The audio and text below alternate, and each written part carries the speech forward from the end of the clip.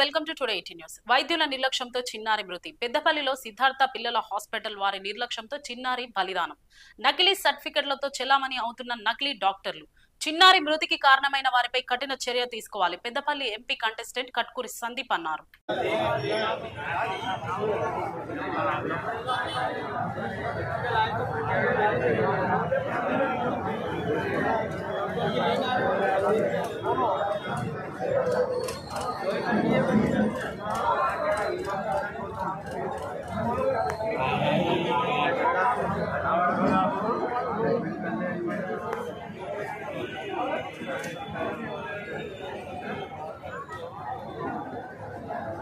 Hello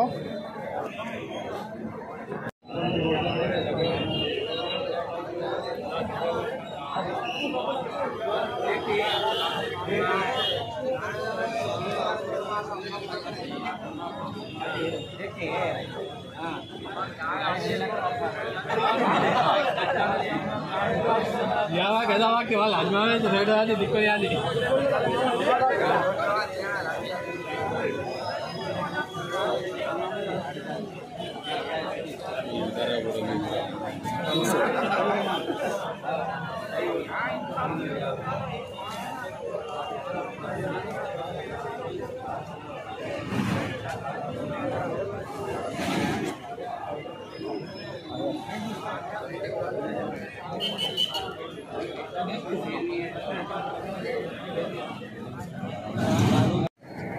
ఈ రోజు పెద్దపల్లి జిల్లాలో సిద్ధార్థ్ పిల్లల ప్రైవేట్ హాస్పిటల్లో మరి కొక్కుల రాజేష్ డాక్టర్ నిర్లక్ష్యంతోని అపంశుభం తెలియని ఒక చిన్నారి చనిపోవడం జరిగింది. ఇప్పటికైనా కానీ పెద్దపల్లి జిల్లాలో మరి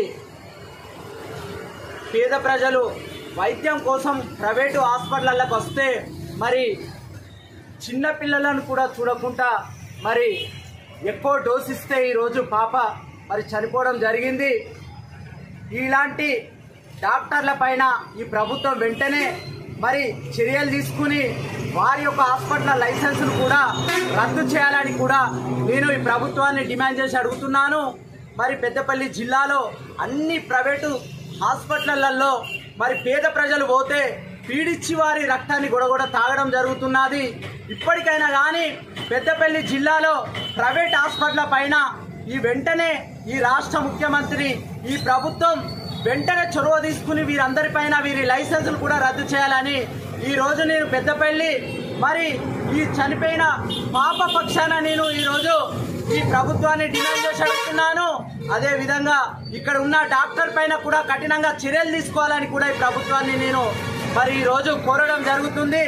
ఆ చనిపోయిన చిన్నారి కుటుంబానికి 30 లక్షలు మరి ఇవ్వాలని కూడా నేను ఈ ప్రభుత్వాన్ని డిమాండ్ చేసి అడుగుతున్నాను. ఇలాంటి డాక్టర్ల పైన ఈ ప్రభుత్వం వెంటనే యాక్షన్ తీసుకోవాలి. ఈ పెద్దపల్లి జిల్లాలో మరి డాక్టర్ల వైద్యాన్ని మరి ఈరోజు చూసుకుంటే చిన్న పిల్లలు కూడా కాకుండా పెద్ద పిల్లలు కాకుండా అందరిపైన కూడా విపరీతంగా మరి పీడిచ్చి మరి టోకన్ సిస్టమ్ పెట్టి పైసలు ఈరోజు వసూలు చేయడం జరుగుతుంది. ఇప్పటికి కూడా డాక్టర్ దొరకలేదు అని అంటే ఆ కుటుంబం మరి కన్నీరు మున్నీరై ఈరోజు బాధపడి ఏడవడం జరుగుతుంది. ఇప్పటికైనా కానీ పెద్దపల్లి జిల్లాల ప్రైవేట్ హాస్పిటల్ పైన వెంటనే యాక్షన్ తీసుకోవాలి ఈ ప్రభుత్వం అని చెప్పి నేను డిమాండ్ చేసి అడుగుతున్నాను. ఈ చనిపోయిన చిన్నారి కుటుంబానికి ఈ డాక్టర్ మరి చేసిన నిర్లక్ష్యం వల్లనే పాప చనిపోవడం జరిగింది.